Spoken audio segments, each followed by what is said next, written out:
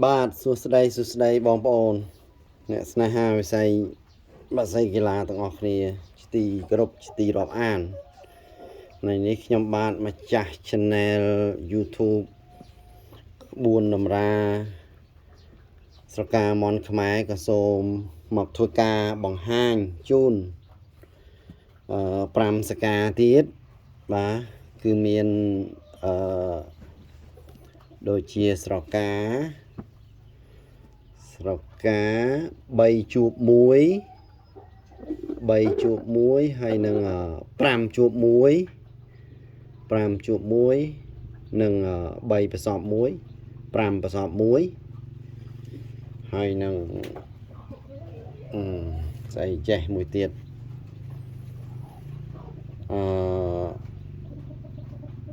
ហនុមានត្រភ្នំបដ ாய் ទៅបាទហនុមានទូលភ្នំរនឹកចែកអីមិនឃើញចែកអានឹងបដ ாய் ទៅបាទអញ្ចឹងខ្ញុំសុំមកកែតម្រូវវីដេអូមុនដែរបាទអញ្ចឹងរបៀបមើលសកាមន់ចំពាក់កណ្ដាលនេះត្រឹមខ្នាយនេះមុខហ្នឹងគេបែងចែកវាជាមេឃនិងដីបាទនេះយើងមើលអញ្ចឹងទៅលើមេឃមកក្រោមដីអញ្ចឹងអាសកាវ័នធំមួយនេះហ្នឹងដែលវីដេអូមុនខ្ញុំច្រឡំមហាទម្ងន់រំជួយមេឃហ្នឹងសុំកែតម្រូវតិចបាទវាជាមហាទម្ងន់រំជួយព្រះធរណីបាទកែឈ្មោះវាដោយសារជាប់ទៅមេឃបដ ாய் បាទពេលស្ដាប់ទៅมันយើងដឹងខុសតានេះដោយសារវានៅក្រោមមកខ្នាយអានឹងបែងចែកមកជាខាងដីអញ្ចឹងមហាទម្ងន់រំជួយព្រះធរណីបាទអញ្ចឹងបងខ្ញុំសុំចែករំលែក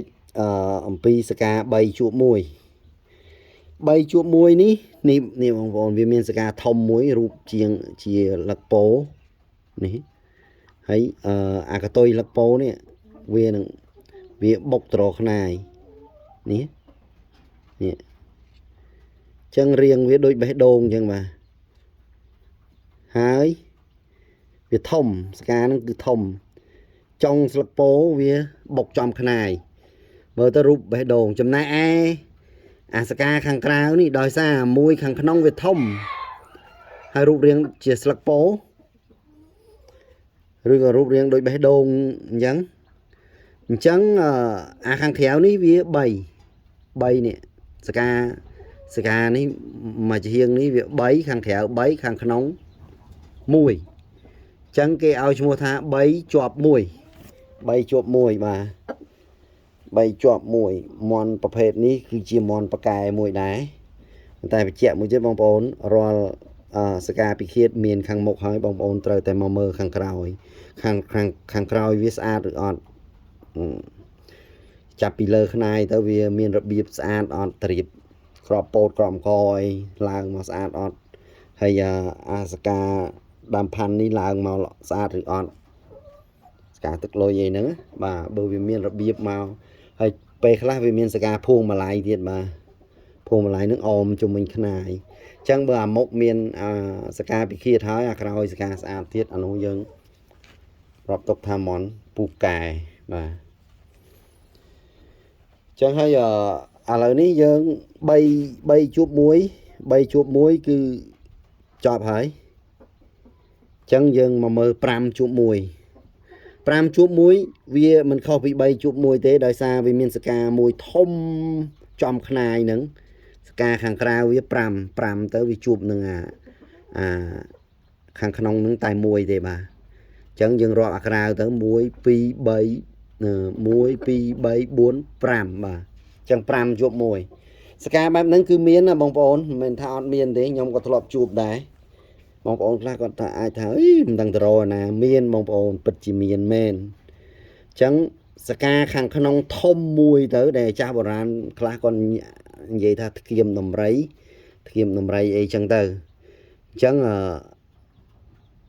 5ជួប1បាទ5ជួប1អញ្ចឹង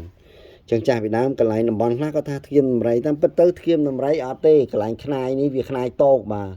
ខ្នាយតូបមានខ្នាយ3បាទមន់ខ្នាយតូបប្រភេទមន់វាយឈឺអីហ្នឹងគឺគេឲ្យឈ្មោះថាធ្គាមដំរីបាទតាមតំបន់បាទដល់ពេលចាស់ខ្លះគាត់ថាអាធំនៅកន្លែងខ្នាយនេះជាធ្គាមដំរីអញ្ចឹងបើខ្ញុំអាកន្លែងសកាធំនៅចំខ្នាយនេះវាមាន3ជួប1និង5ជួប1បាទ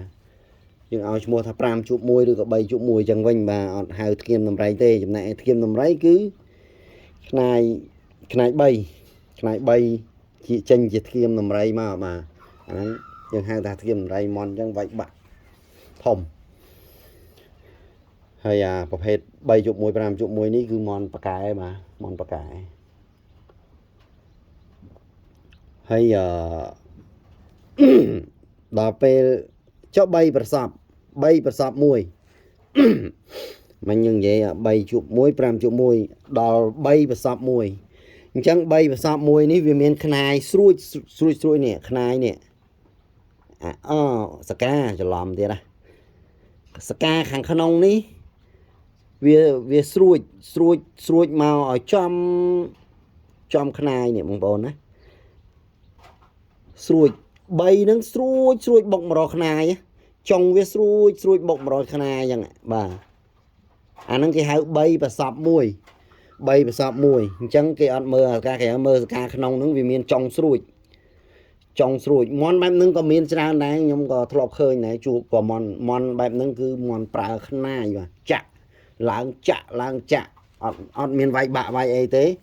គឺភាគច្រើនប្រើតគុតខ្នាយហ្មងបាទអញ្ចឹង3ប្រសព1និង5ប្រសព1ដូចគ្នាបងប្អូន5ប្រសព1កម្រមិនងាយរកឃើញទេបាទមិនងាយជួបទេ5ប្រសព1ប៉ុន្តែនៅក្នុងសៀវភៅមានក្នុងសៀវភៅគេដាក់5ប្រសព1ហ្នឹងគឺមានបាទអញ្ចឹង5ប្រសព1សកា5ហ្នឹងវាស្រួចបុកតរខ្នាយបាទរៀងដូចស្និតចេកអញ្ចឹងបាទមើលទៅដូចស្និតចេកអញ្ចឹងដូចចេកមួយស្និតអញ្ចឹងបាទសកា5នេះសកា5ហ្នឹងវាមានចុងស្រួចបុកតរខ្នាយហ្នឹងអាហ្នឹងគេឲ្យឈ្មោះថា5ប្រសព1 5ប្រសព1មន់បែបនេះអត់តន់ជួបទេបាទជួបតែក្នុងសភៅអត់តន់ជួបផ្ទាល់ទេតែ3ប្រសព1ជួបបាទជួបហើយបាទឈ្នះច្រើនដងមន់វាយចាក់មែនអញ្ចឹងយើងបាន4ហើយធ្គាមដំរីមួយទៀត5អញ្ចឹងថែមមួយទៀតចុះបងប្អូនថែមមួយទៀតចុះថែមហនុមានបាទហនុមានត្រភ្នំឬក៏ហនុមានអង្គុយលើជើងពៀននេះទៅអញ្ចឹងបងប្អូនសមមិញខ្ញុំក៏បានរៀបរាប់ថាសកាវ័នបែបនេះនៅក្រោមជើងនេះវ័ននៅក្រោមរោមនេះហ្នឹងសកាទី1ហ្នឹងគេឲ្យឈ្មោះថាផាត់អាកាសដល់ពេលសកាទី2អីហ្នឹងគេថាផាត់អាកាសទី1ទី2អីចឹងទៅបាទអាហ្នឹងបើថាវាយធ្ងន់រំជួយមេឃអីចឹងទៅណាបាទអញ្ចឹងបើសិនជាបងប្អូនឃើញមានសកាផាត់អាកាសនេះវ័នមកអញ្ចឹងបងប្អូនវាវ័នមកអញ្ចឹងស្រាប់មានសៀតឬក៏មានសកាតូចពីលើអាសកាវ័នហ្នឹងឬក៏ពីក្រោមសកាវ័នហ្នឹងគេឲ្យឈ្មោះថាបើវានៅពីលើសកាផាត់អាកាសហ្នឹងគេឲ្យឈ្មោះថាហនុមានអង្គុយលើជើងពៀនបាទបើវានៅពីក្រោមអាសកាផាត់អាកាសហ្នឹងវាមានសៀតឬក៏សកាមូលអីនៅក្រោមអាសកាផាត់អាកាសហ្នឹងគឺគេឲ្យឈ្មោះថាហនុមានទូលភ្នំហនុមានត្រមេឃអីចឹងទៅបាទតំបន់ខ្លះគេហៅខុសគ្នាបាទវាជាហនុមានមន់បែបហ្នឹងគឺវាយទៅរំជួយមេឃហ្មងបាទវាយទៅគេថាបានន័យថាវាយហោះបាក់ហោះបាក់ហើបាទបើអានេះវាបាក់ក្រុងកូនអញ្ចឹងបងប្អូនចំណាំមើលមន់ខ្លះហេតុអីវាយប៉ាំងដួលក្រឹបបាក់មកជាប់នឹងដីអាហ្នឹងគេហៅមហាទម្ងន់រំជួយវិធននេះចំណែកមន់ខ្លះប៉ាំងហោះហើទៅលើមេឃអីអាហ្នឹងចាស់បុរាណគាត់ឲ្យថារំជួយមេឃបាទជួយមេឃរំ